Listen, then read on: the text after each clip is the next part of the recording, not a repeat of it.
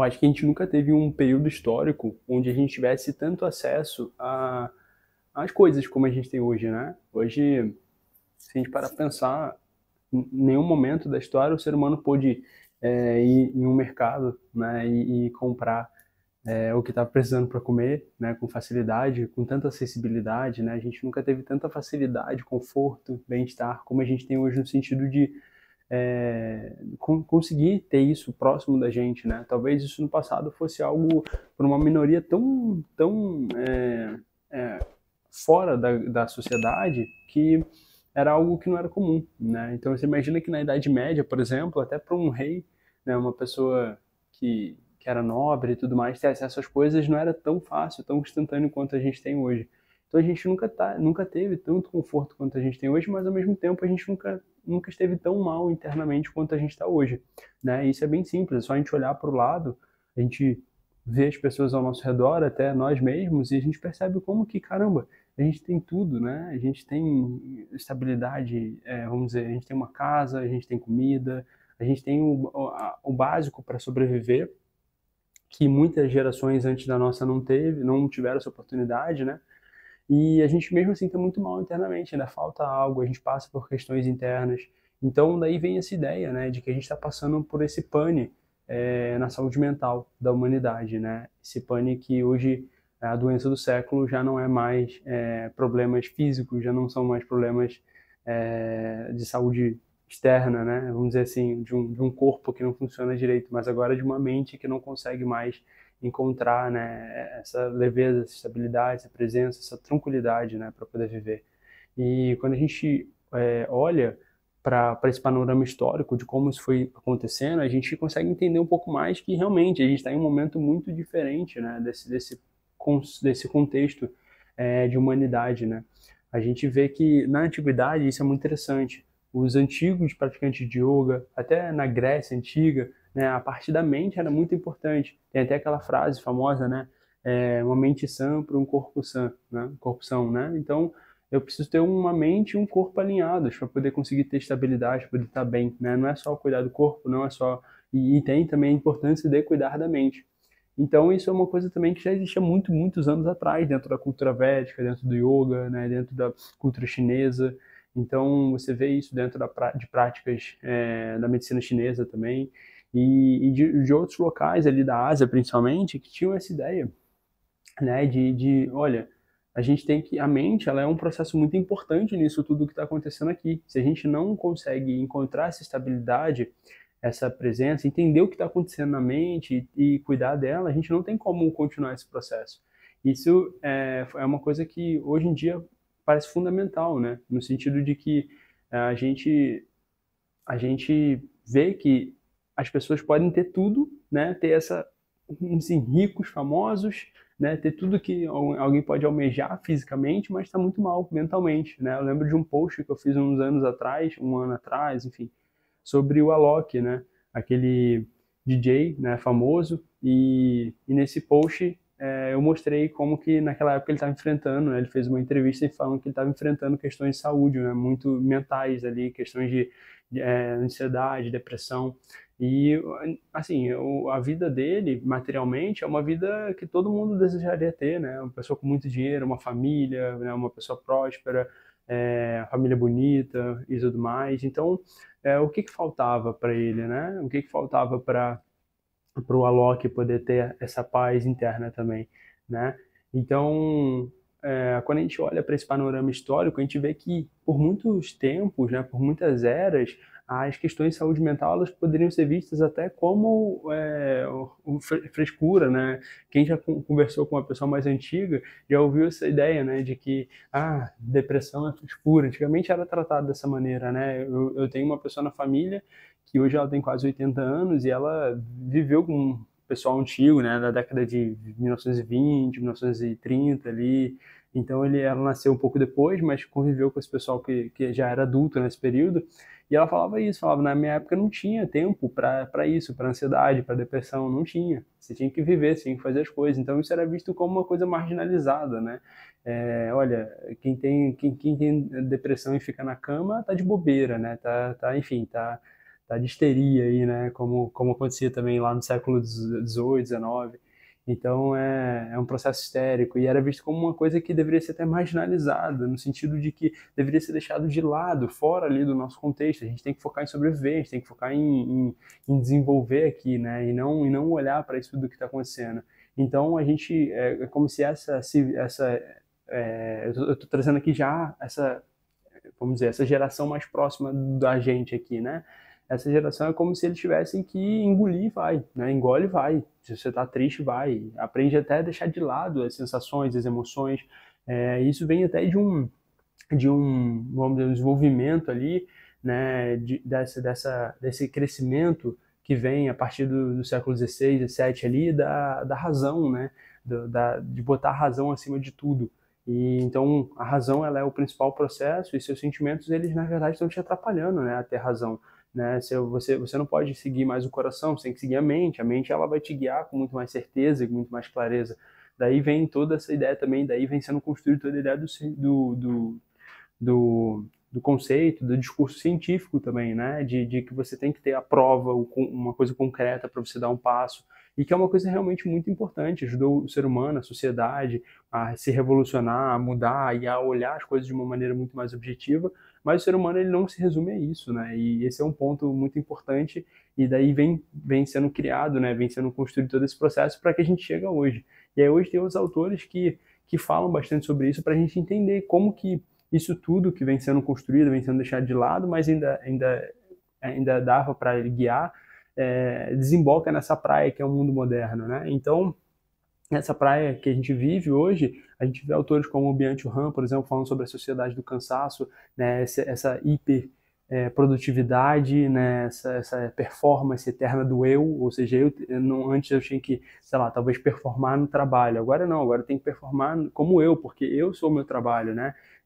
Eu tenho que ir para academia, eu tenho que ler, eu tenho que fazer uma pós-graduação, eu tenho que fazer tanta coisa ao mesmo tempo e ao mesmo tempo eu tenho que ir bem no trabalho e ir bem nas relações e enfim e mostrar isso tudo para as pessoas. Então tem uma eterna performance do eu e isso faz com que a mente ela não está acostumada a isso, né? Você imagina que antigamente um homem, uma pessoa que trabalhava, enfim, um homem que eu digo ser humano, né, que trabalhava numa fábrica na Revolução Industrial, ele tinha o horário de trabalho dele, acabava, ele ia para casa, né? E aí chegava naquele momento, era como se eu cheguei a ver isso, né? Eu cheguei a ver isso. Você terminou o trabalho fica ali e você fica aqui, né? Então, tipo, tem uma barreira nítida ali entre o trabalho e eu. Só que agora, nesse mundo da performance do eu, já não tem mais isso. Então, quando eu saio do trabalho, ainda tem alguma coisa para fazer em casa. E se tem algum problema no trabalho, alguém me liga, me dá um WhatsApp, né? Me fala, volta aqui, deu um problema aqui, uma emergência, você tem que voltar. Então, então isso acaba que faz com que a gente agora tenha que lidar com uma nova forma de se portar diante da sociedade, né? Agora a gente tem que lidar com essa primeira hiperconectividade, né? Ou seja, eu tô online aqui o tempo todo, eu tô à disposição o tempo todo, então a qualquer momento alguém me liga, me pede ajuda, me pede uma solução, a qualquer momento chega uma notícia bombástica no meu celular e eu, nossa, caramba, e ao mesmo tempo eu tenho que lidar com essa ultra performance, né, do eu, que agora, que até então não existia, né, as últimas gerações, o cara fazia uma faculdade, estudava alguma coisa, ou arrumava um emprego e ficava naquilo pro resto da vida. Agora é comum, né, a gente ter 5, 6, 7 profissões e especializações e, enfim, o ser humano que não para, né? E isso para a mente, como é para a mente humana lidar com isso tudo, né? Como é para a mente humana entender, interpretar e experimentar isso tudo. Então, esse é um panorama e também tem outras questões, né? Como o Bauman também, né? Ele traz, o Zygmunt Bauman, ele traz essa ideia do ser humano como a modernidade líquida, né? Eu lembro de ler esse livro há uns anos atrás, na época da faculdade, e ele basicamente trazia essa ideia de que agora as coisas são muito efêmeras, isso é muito real, né? Com a internet a gente vê isso com facilidade. As nossas relações, até como a gente cria relação com as pessoas que a gente assiste na internet, é muito efêmero. Eu falo por mim, tem canais que eu sigo aqui no YouTube às vezes, e aí eu fico assistindo o canal por um tempo e tudo mais, e do nada desaparece, eu perco o interesse, passa. Não que a gente deveria ter que ficar para sempre, mas imagina que isso é um reflexo da forma que a gente lida com as pessoas hoje em dia, né? Se você perde um amigo, não tem problema. Você pode entrar, agora tem redes aqui para você encontrar novos amigos, né? Você tem aplicativos para você fazer amizades. Se seu namoro acaba, se seu relacionamento acaba, não tem problema. Você baixa o Tinder aí, arruma um novo relacionamento. Então, é como se todas as relações elas fossem extremamente descartáveis. E isso, como isso também serve para nossa saúde mental, né? Porque é como se ao tempo todo você tivesse que estar aqui lutando para poder ter um círculo ali, uma nova oportunidade com novas pessoas, né? E a gente não consegue estabelecer conexões que são extremamente importantes para a nossa saúde mental, né? Então, é extremamente importante você ter amigos para você conversar, para você ter momentos, né? É extremamente importante você ter pessoas próximas, um relacionamento saudável com alguém, né? Um contato com a família. Só que até isso, até essa questão da família, talvez hoje em dia seja líquido, no sentido de que é descartável, né? E tudo isso é um sintoma, né, dessa hipervelocidade do mundo moderno. Só que você imagina que, assim, tudo na natureza, quando a gente olha, aqui eu acho que é o sintoma, o ponto principal que a gente deve olhar, quando a gente olha para a natureza, a gente vê que a natureza ela trabalha com a não com a lentidão, mas a natureza trabalha com tranquilidade. A natureza ela vai, os processos são lentos na natureza, né? Tudo que é feito, vamos dizer assim, que é construído, né, à mão, uma coisa manufaturada, assim, no sentido de, como eu posso dizer, por exemplo, você vê uma planta, um exemplo claro, né? Você vê uma plantinha, a plantinha ela não cresce de uma hora para outra. Você tem que plantar ela e aí vai cair a água da chuva e ela vai crescer e aí ela vai quase murchar, quase morrer, daí cresce de novo e aí ela vai tentando se esgueirar, né? Tinha uma planta muito interessante que eu vi uma vez quando eu estava na Ilha Grande aqui no Rio de Janeiro, uma árvore que ela não conseguia ter acesso ao sol porque tinha uma árvore maior em cima dela. E aí o tronco dela fez uma curva, assim, né? Eu achei aquilo muito interessante. Meu pai é biólogo, né? Então meu pai estava comentando que ela fez aquilo para poder conseguir acessar a brecha de sol que tinha ali naquela árvore. E aí eu achei aquilo o máximo, porque imagina quantos anos não durou para aquela árvore conseguir fazer aquele processo e pegar aquela luz, né? Então a natureza ela exige tempo, né? A natureza ela exige tempo. Só que o mundo moderno, o que ele menos tem, o que ele menos dá para a gente é tempo, né? Porque nessa necessidade da hiperprodução, vamos dizer, nessa hipercomunicação que a gente tem que ter, ou nessa hiperperformance que a gente tem que ter, o tempo ele não pode ser mais algo para crescer. A gente precisa de um adubo, né? A gente precisa de um fertilizante, porque tem que crescer muito rápido, né? Não adianta mais agora eu ficar 4 anos em uma faculdade, eu tenho que fazer uma faculdade de 1 ano, né? Agora existe essa opção aí de algumas faculdades você fazer em 1 ano. Aí você faz uma prova por mês e adiciona muito conteúdo para você terminar em 1 ano, porque você tem que fazer logo a faculdade para você entrar num concurso, né? Para você fazer alguma coisa. Então, só o conhecimento já não basta. É uma coisa técnica também. Eu preciso desse diploma porque eu preciso fazer a prova. Então não é mais, eu já não vou mais estudar por 4 anos porque eu vou adquirir o conhecimento ali durante esse processo. E aqui não estou nem falando isso no sentido de defesa, né, do modelo mainstream da faculdade, nada disso, das universidades modernas, mas no sentido de que é tudo condensado, é só para o cara ter o conhecimento técnico para ele poder passar ali, né, na faculdade, enfim, e depois disso ali ele está no concurso e aí ele está disponível ali para viver. Então 1 ano o cara já é historiador, 1 ano o cara já é professor de matemática, né?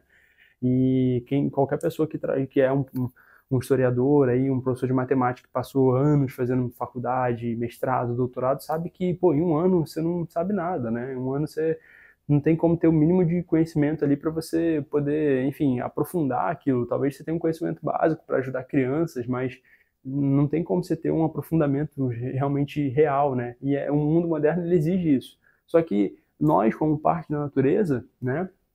Como que a gente lida com essa, né? Se nós também somos natureza, né? E a Ayurveda fala muito isso. Se nós também somos natureza, como que a gente lida com isso, né? Como a gente não sabe, a gente cresceu, a nossa espécie vem ou esperando a estação, né?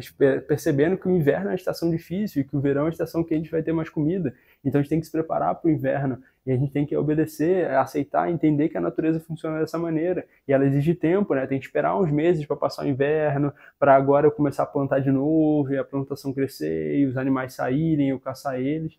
Então, até então, o ser humano ele precisava desse cuidado, né? Ele precisava de esperar e ir num ritmo mais conectado com a natureza. Agora não, agora a gente tem que extrapolar isso, usar performances, né? Caminhos para que tudo isso seja muito mais rápido, muito mais acessível. Só que é isso, enquanto o mundo externo aqui evoluiu a esse ponto, né, de sair desse ciclo que acompanha a natureza, esse mundo interno aqui, a minha mente, não saiu. Então, por isso que a gente vê esse pânico, por isso que a gente vê a maioria das pessoas doentes, exatamente, extremamente debilitadas mentalmente, sem nenhum tipo de controle emocional, né, de cuidado emocional, sem nenhuma tentativa de educar, de acalmar a mente. Então, hoje em dia, é comum aqui, né, eu passo 5 minutos de meditação no estúdio, e as pessoas não conseguem ficar paradas, elas ficam nervosas, né? 5 minutos e, nossa, caramba, ficar 5 minutos aqui, às vezes 10 minutos é uma tortura para muitas pessoas, né? E basicamente o que eu sempre falo essa dificuldade é um espelho, né? Você está em meditação, você sentou aqui, está em meditação, em silêncio. Esse silêncio aqui ele está mostrando para você o que está aqui dentro, né? Então, quando você olha para esse espelho, como é que é? E aí você percebe que está difícil, você percebe que está estranho e aí você quer fugir, você quer ir para longe, né? E esse é um outro ponto interessante. Em vez das pessoas entenderem aquilo, lidarem com aquilo, elas querem se afastar, elas querem jogar para longe, né? Minha mente está mal, me dá um remédio aí que eu tenho que continuar amanhã e deixa pra lá, não quero nem ver isso não. E aí chega um momento que acontece o quê? Pane no sistema, né? O carro, se funciona sem a manutenção, ele para de funcionar. E no nosso corpo, nossa mente também. Então, assim, esse vídeo aqui ele não é para causar alerta, né? Para as pessoas ficarem mal, meu Deus, olha como é que o mundo tá. Mas é um alerta interno, né? É um processo assim de falar, caramba, realmente a gente está vivendo desse jeito, dá para viver de uma outra maneira, né? Talvez uma investigação maior, né, aqui comigo, com a forma que eu lido com o mundo. E a gente sempre tem maneiras de fazer diferente, né? Esse é um ponto interessante. A gente sempre pode fazer diferente do que a gente está fazendo hoje, de como a gente está vivendo, de como a gente está interagindo com as pessoas e com o mundo, com a nossa relação com o trabalho, com a produção, enfim. A gente sempre pode mudar, né? Sempre pode encontrar novos caminhos.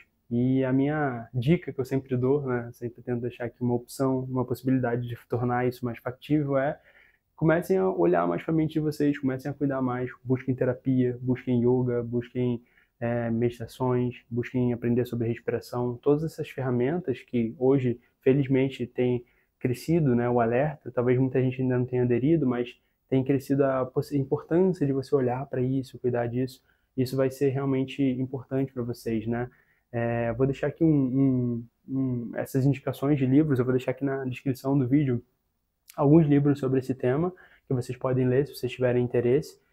Tem esse livro do Bauman, né, que eu acho bem legal, Modernidade Líquida, é um livro pequenininho, dá para ler com facilidade. Tem A Sociedade do Cansaço, do Byung-Chul Han, e tem outros livros até para a gente entender mais sobre a mente. Tem um livro bem legal, né, do Thich Nhat Hanh, do Mestre Tai, que ele fala sobre silêncio, né, sobre a importância do silêncio. E eu acho que esse é um livro que vai também elucidar e ajudar vocês a entenderem um pouco mais de como que a gente vai olhando para essa mente, entendendo essa mente aqui no mundo moderno e acalmando ela, né, e trazendo ela com um pouco mais de presença, mais para cá. E aí, gente, obrigado, espero que vocês tenham gostado desse vídeo aqui. Tem vários links aqui na descrição do vídeo, além desses links das aulas, tem também dos livros, né, tem também links de aulas que eu tenho, tem links do meu programa de respiração, da minha comunidade de estudos, das práticas de yoga. Então, se vocês quiserem conhecer um pouquinho mais do meu trabalho, tem todos esses links aqui embaixo, tá bom? Um abraço e até o próximo vídeo. Tchau, tchau.